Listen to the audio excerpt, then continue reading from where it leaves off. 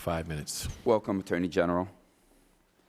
Unfortunately, this morning, while America sees children that go to school, elementary school children, murdered in their classrooms, we read and see young people murdered dancing on a Saturday night.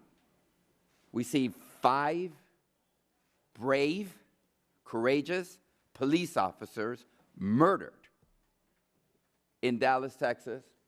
That's not important. The security of the American people and their safety in their schools and in their place of play and on their streets is not important. What's important? Let's go talk about the emails once again. And let's bring into question the integrity, the independence of the U.S. Justice Department.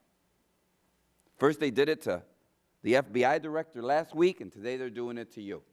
So it's clear where they want to go. They want to talk about regaining credibility and integrity. I want to talk about safety and regaining the trust that the American people need to have in their law enforcement, and you as the chief law enforcement officer of the nation, how it is that we bridge that gap, given the series of deaths, tragic deaths that we have seen of young black men at the hands of police officers. I think that's an important issue we should be talking about.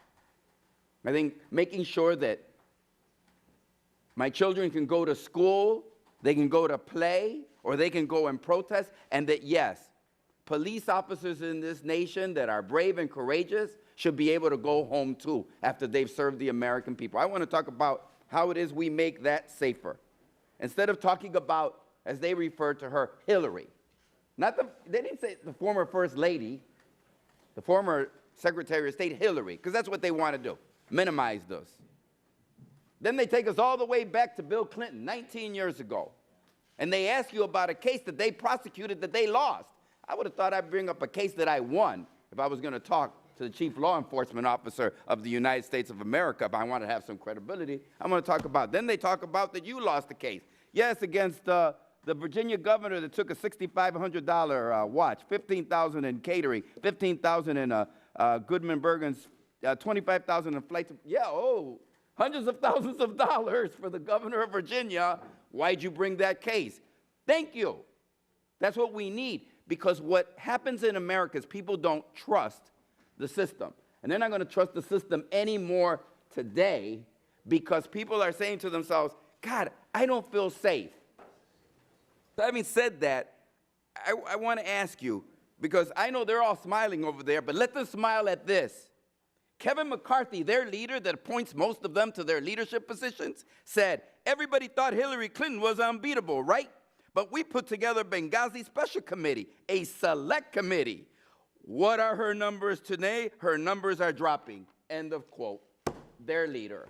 And that's what they're continuing to do today instead of keeping the American people safe in every aspect of their life. So I just want to say to you, Attorney General, I think it's regrettable that we have a hearing, that we have all of these issues that we confront as a nation.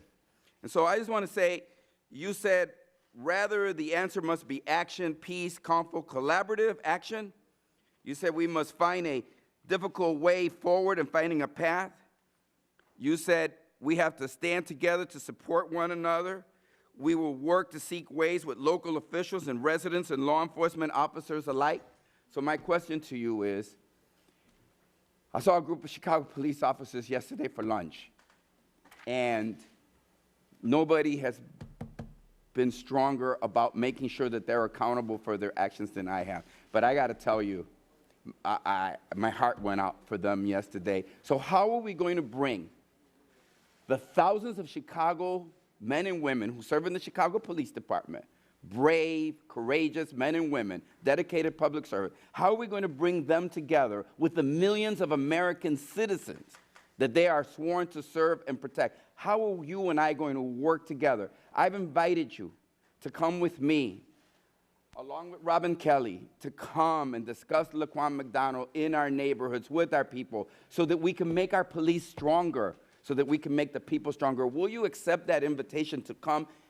I don't want to talk about the elections. I want to talk about how it is I take brave men and women in Chicago that serve in our police department and the millions of American citizens and have them work together. Can we do that? Well, thank you for raising this important issue, and I thank you again for the invitation.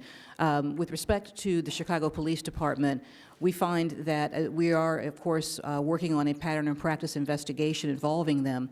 And what I will say is that an important part of all of our pattern and practice investigations are the involvement of the officers. We focus on things like the training they receive and the training that they need.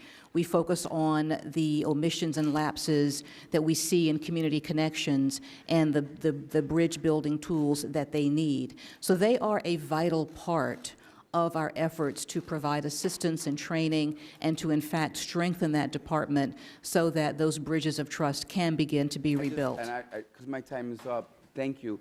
But, you know, Congresswoman Bass and I, we went out with the protesters when they came out last week, and you know what they yelled back at us? They said, do your job. I want them to know we're doing our job. Time of the gentleman Come has and expired. visit with us in Chicago. Laquan McDonald deserves that. The people, the Chicago police deserve that. The people, won't you please accept our invitation so that we can engage in that dialogue and hopefully have positive impact across the nation. Time of Thank the you gentleman again. has expired. The chair recognizes the gentleman from